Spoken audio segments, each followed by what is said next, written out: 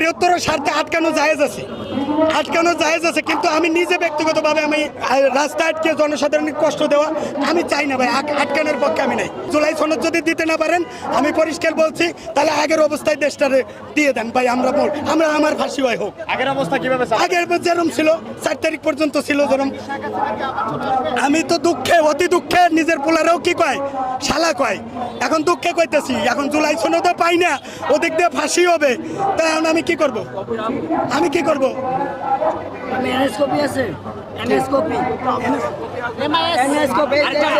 আমাদের এইটা আছে, আমাদের এইটা আছে, এইটা আছে,